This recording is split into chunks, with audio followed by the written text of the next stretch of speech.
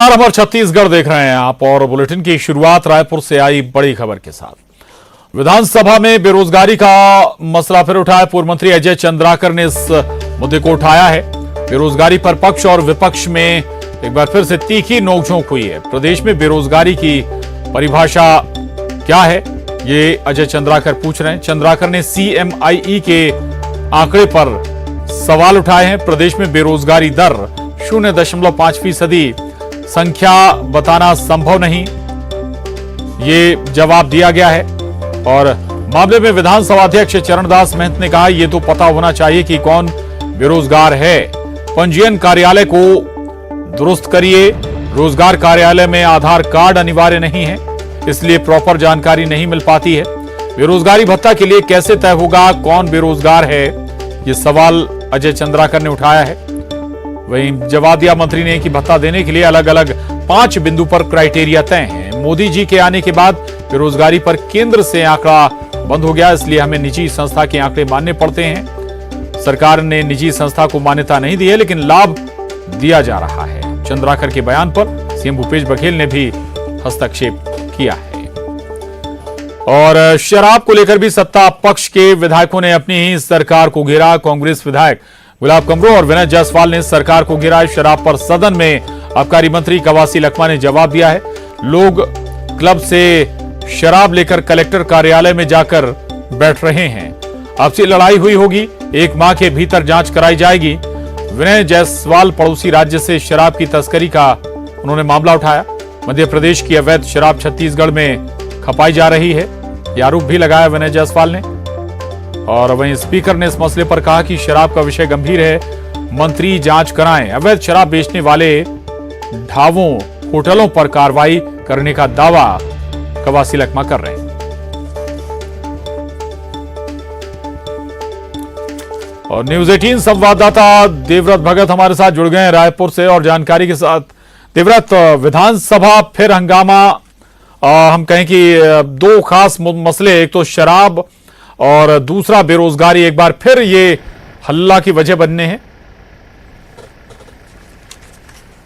जी बिल्कुल, बेरोजगारी के मसले पर एक तरह से सरकार को घेरने की यहाँ पर पूरी कोशिश विपक्ष की रही। और इससे पहले विपक्ष ने आंदोलन भी किया था बेरोजगारी के मसलों को लेकर के, आंकड़ों को लेकर के। और आज सदन में इसकी गूंज हुई कि जब जिस संस्था के जरिए जो सर्वे कराया जाता है उसको अगर सरकार अधिकृत नहीं मान रही है या उसके आंकड़ों को नहीं मान रही है, तो फिर उस संस्था को विज्ञापन क्यों दिया जा रहा है। इसके अलावा भी कई ऐसे मसले रहे जिनको लेकर के सत्ता पक्ष और विपक्ष के बीच तीखी नोकझोंक होती रही है। और बात आई शराब पर, तो शराब को लेकर के सत्ता पक्ष के ही 2 विधायकों ने अपनी ही सरकार को घेरने की कोशिश की, जहां पर गुलाब कमरो और विनय जायसवाल द्वारा एक तरह से सवाल खड़े किए गए थे। विनय जायसवाल ये आरोप लगा रहे थे कि मध्य प्रदेश की जो शराब है वो छत्तीसगढ़ में खपाई जा रही है, ढाबों में, होटलों में अवैध तरीके से शराब लाई जा रही है और लोगों को परोसी जा रही है। इसके अलावा जो गुलाब कमरो है, उन्होंने एक क्लब का जिक्र किया जिसके जरिए लोग शराब लेकर के कलेक्ट्रेट परिसर तक में शराबखोरी कर रहे हैं। तो कुल मिलाकर के यहाँ पे सत्ता पक्ष के ही जो विधायक है वो अपनी ही सरकार को घेरते हुए दिखाई दिए। एक मसला और उठा जो कि प्रश्नकाल के बाद शून्यकाल में स्थगन लेकर के बीजेपी आई थी। और स्थगन का जो मसला था, कल जो बीजेपी का आंदोलन हुआ उस दौरान कई बीजेपी के कार्यकर्ता हैं उनको चोटें आई हैं और एक तरह से आरोप लगाए जा रहे थे कि पुलिस की तरफ से आंसू गैस छोड़े गए हैं, मिर्ची बम छोड़े गए, इसके अलावा कार्यकर्ताओं को पीटा गया, बर्बरता की गई। तो ये आरोप एक तरह से बीजेपी की तरफ से लगे हैं। हालांकि आसंदी की तरफ से ये स्थगन जो है वो अस्वीकार कर दिया गया और इसको लेकर के फिर जमकर हंगामा हुआ और सदन की कार्रवाई 5 मिनट के लिए स्थगित करनी पड़ी है। तो कुल मिलाकर के आज जो प्रश्नकाल और शून्यकाल रहा वो हंगामेदार रहा। और अब बजट अनुदान मांगों पर विभागवार चर्चा जारी है। मुख्यमंत्री के विभागों को लेकर के लगातार चर्चाएं चल रही है। जी बिल्कुल देवव्रत, आगे भी अपडेट आपसे लेते रहेंगे विधानसभा की कार्यवाही पर। शुक्रिया आपका इस पूरी जानकारी के लिए। आगे बढ़ेंगे, रायपुर से बड़ी खबर है। बीजेपी का प्रदेश सरकार पर बड़ा हमला, प्रदर्शनकारियों पर आंसू गैस के गोले दागे गए हैं। जलियांवाला बाग की घटना याद आ गई, ये कहती है बीजेपी। और एक तरफ रासुका लगाते हैं, टारगेट किलिंग करते हैं, जो आपके खिलाफ जिला बदर की कार्रवाई करते हैं। नादिर शाह और तुगलक की याद दिलाने वाली सरकार, आरोप अरुण साव ने लगाए हैं। सरकार 2.5 करोड़ जनता पर लाठी चलाएगी। बीजेपी एक एक परिवार की सेवा करेगी। कल का आंदोलन जन आंदोलन था। ये तमाम बातें बीजेपी की ओर से कही गई हैं। गोले छोड़े, वाटर कैनन छोड़ा, लाठियां बरसाई, ये याद दिलाता है कि नादिर शाह और तुगलक की जो हरकत है उसकी जिस प्रकार से भीड़ में बम फेंके गए, वो जलियांवाला बाग की घटना को याद दिलाने वाला है कि किस प्रकार से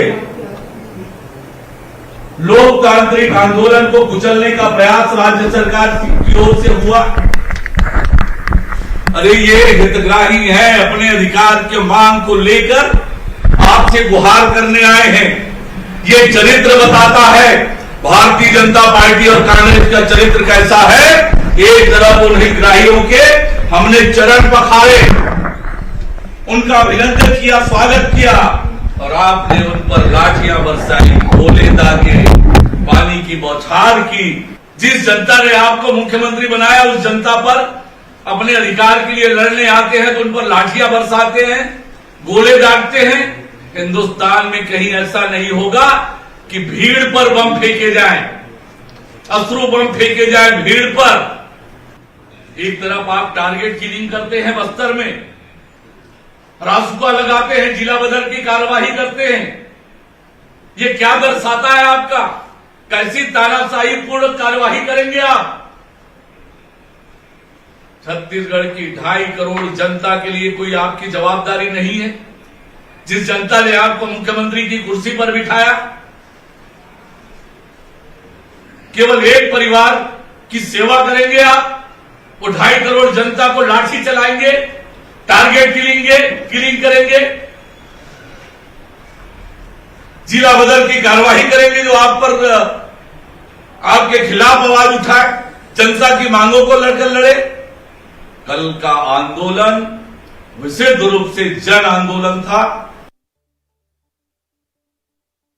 रायपुर से बड़ी खबर है। बीजेपी ने अमरजीत भगत का नया फोटो जारी किया है। फोटो जारी कर अमरजीत भगत के लिए बीजेपी ने लिखा है, ऐसा लुक होगा अमरजीत भगत का। अमरजीत भगत ने कहा था दोबारा सरकार नहीं बनी तो मूंछ मुड़वा दूंगा।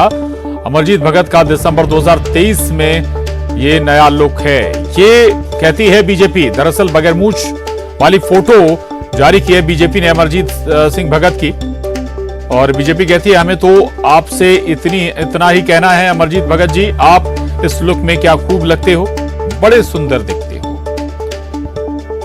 तो दरअसल बीजेपी ने ये नई फोटो मंत्री अमरजीत भगत की जारी की है। अमरजीत भगत ने इससे पहले कहा था कि अगर 2023 में बीजेपी कांग्रेस की सरकार नहीं आती है तो वो मूंछ मुंडवा लेंगे।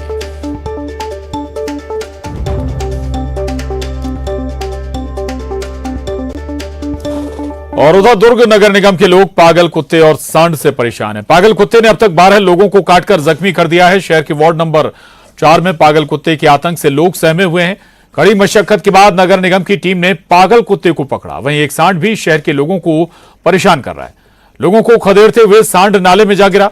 नगर निगम की टीम ने सांड को काफी कठिनाई के बाद नाले से निकाला है और उसे पशु बाड़ा में भेजा है। ये 2 तस्वीरें हैं। लोगों ने सांड को नाले से बाहर निकाला है।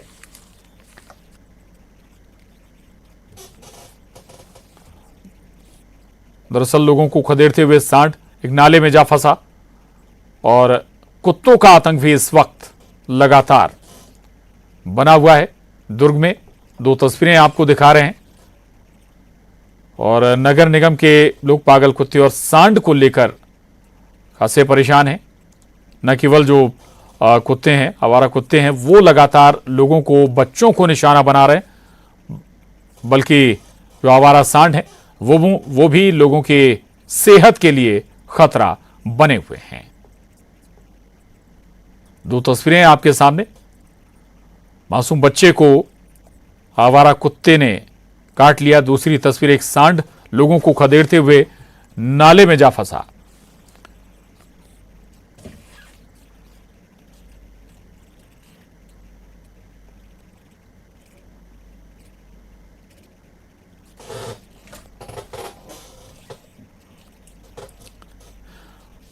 आगे बढ़ेंगे, खबर धमतरी से। बड़ी खबर है, किसानों ने चक्का जाम लगाने की कोशिश की है। पुलिस ने जाम लगाने की कोशिश को नाकाम कर दिया। मौके से करीब 50 किसान हिरासत में भी लिए गए। फसलों के लिए पानी की मांग को लेकर आंदोलन किया जा रहा है। बिजली कटौती बंद करने की मांग भी की जा रही है किसानों के जरिए। तो ये बड़ी खबर धमतरी से, तस्वीरें आपको दिखा रहे हैं। दरअसल धमतरी में किसानों ने चक्का जाम करने की कोशिश की है, लेकिन पुलिस ने वहां जाम लगाने की कोशिश को नाकाम कर दिया। सबसे पहले न्यूज 18 मध्य प्रदेश छत्तीसगढ़ पर यह तस्वीरें, और मौके से 50 किसानों को भी हिरासत में लिया गया है। दरअसल किसान फसलों के लिए पानी की मांग को लेकर आंदोलन कर रहे हैं। साथ ही बिजली कटौती बंद करने की मांग भी इन किसानों की है।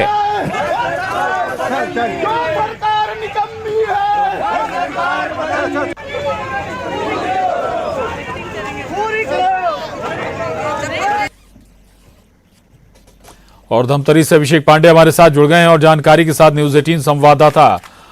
अभिषेक, क्या दिक्कतें थी इन किसानों की? मांग पानी को लेकर भी है, बिजली कटौती ना करने की मांग भी है, क्या कहते हैं किसान नेता?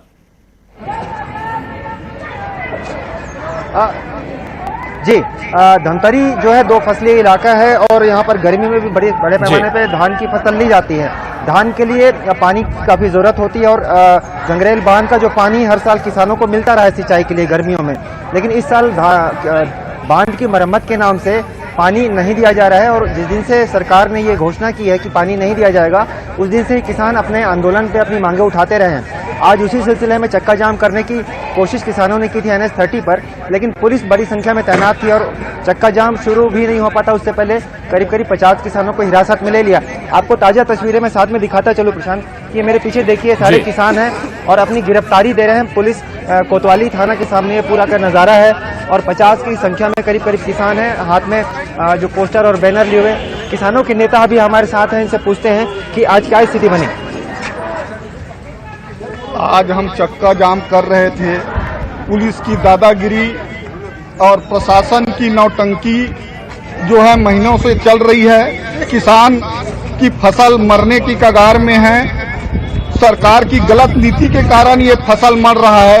पूरी रेत का जो महानदी में जो रेत है उसका पूरी खनन कर रहा है टहली तक। बोरवेल चल पा रहा है कि नहीं चल पा रहा है? उसी के कारण बोरवेल नहीं चल पा रहा है। अब पानी नहीं मिला अगर फसल को आज की स्थिति में, तो क्या स्थिति बनेगी? पूरी फसल मरने की कगार में है। 60% तो फसल मर चुका है, लेकिन नहीं मिलती ही तो पूरी 75% फसल जो है पूरी ग्रामीणों का बर्बाद हो जाए। जाम फेल हो गया, अब क्या आंदोलन की रणनीति रहेगी? हमारी यहाँ 1 दिवस जो है हम यहाँ पे बैठे हुए हैं। हमारा चलिए अभिषेक, मांग है इनकी कि पानी इन्हें दिया जाए ताकि इनकी फसल खराब ना हो। शुक्रिया आपका। आगे बढ़ेंगे, सुकमा से बड़ी खबर है, जहां 5 लाख इनामी महिला नक्सली ने सरेंडर किया है। 20 साल से नक्सली संगठन में ये महिला सक्रिय थी।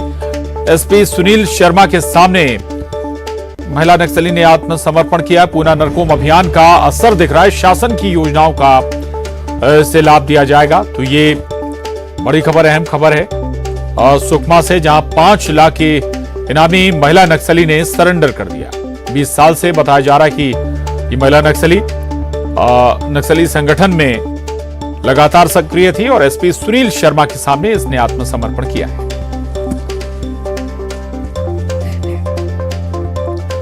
और बड़ी खबर जगदलपुर से, जहां इंटरस्टेट गांजा तस्कर गैंग का खुलासा हुआ है। 3 इंटरस्टेट गांजा तस्कर पुलिस के हत्थे चढ़े हैं। 2 आरोपी यूपी के और 1 आरोपी MP का रहने वाला है।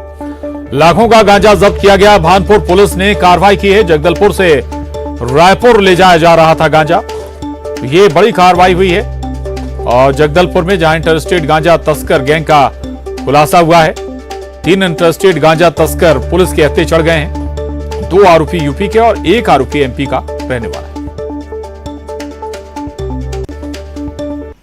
तस्वीर से सूचना मिली कि एक व्यक्ति जगदलपुर से रायपुर की ओर जा रही बस में गांजा परिवहन कर रहा है।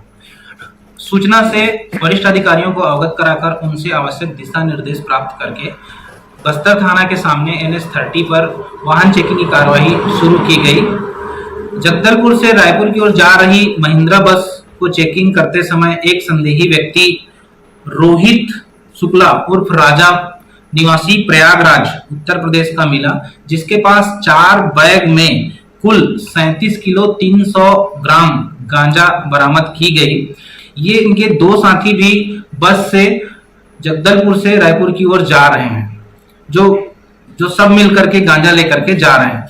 उसके इस सूचना पर तत्काल कोतवाली पुलिस कांकेर की सहायता ली गई, जिनके सहयोग से दोनों व्यक्तियों को भी पकड़ा गया। आगे बढ़ेंगे जशपुर से न्यूज 18 की बड़ी खबर। जी हां, आपको बता दें जशपुर में न्यूज 18 की खबर का बड़ा असर हुआ है। स्कूल में खाना बनाते वक्त झुलसी बच्ची को रेफर किया गया। रायपुर के मेकाहारा अस्पताल में बच्ची को भर्ती कराया गया। बच्ची की बिगड़ती हालत पर न्यूज 18 ने खबर दिखाई थी। बच्ची का सामुदायिक स्वास्थ्य केंद्र में इलाज चल रहा था। कांसाबेल में मिड डे मील बनाने के दौरान 3 बच्चे झुलस गए थे। तो ये बड़ी खबर, अहम खबर है। न्यूज 18 की खबर का असर हुआ है। स्कूल में खाना बनाते वक्त झुलसी बच्ची को अब रायपुर के मेकाहारा अस्पताल में रेफर किया गया है। अस्पताल में बच्ची को भर्ती कराया गया है। बच्ची की बिगड़ती हालत पर न्यूज 18 ने खबर दिखाई थी, जिसके बाद महकमा हरकत में आया। बच्ची का सामुदायिक स्वास्थ्य केंद्र में इलाज चल रहा था, लेकिन तबीयत बिगड़ने की खबर न्यूज 18 ने प्रमुखता से दिखाई थी, जिसके बाद रायपुर के मेकाहारा में बच्ची को रेफर किया गया है। कांसाबेल में मिड डे मील बनाने के दौरान 3 बच्चे झुलस गए थे।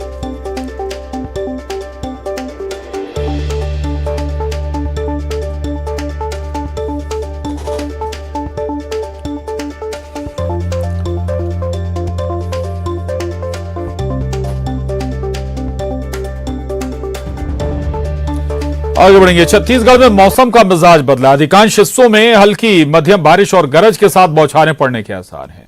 प्रदेश के कई हिस्सों में बादल छाए हुए हैं। मौसम विभाग ने कई जिलों में बारिश की संभावना जताई है। कुछ स्थानों पर तेज आंधी, बिजली और ओलावृष्टि भी हो सकती है। वहीं बिलासपुर में गरज के साथ तेज ठंडी हवाएं भी चल रही हैं। 6 तस्वीरें हैं आपके टीवी स्क्रीन पर। छत्तीसगढ़ में कई जगहों का मौसम बदलता नजर आ रहा है। और राजनांदगांव के डोंगरगढ़ में चैत्र नवरात्रि की तैयारियां जोरों पर हैं। 22 मार्च से 30 मार्च तक होने वाले नवरात्रि के लिए मां बमलेश्वरी ट्रस्ट समिति व्यापक तैयारी कर रही है।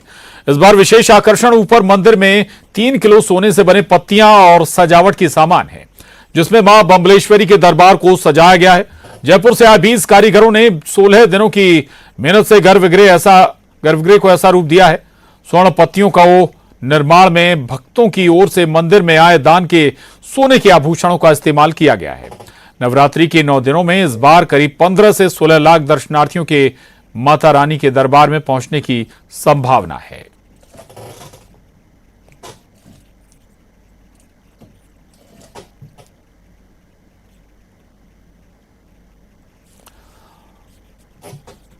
और अब रुक करेंगे सिटी टॉप 20 का। शराब को लेकर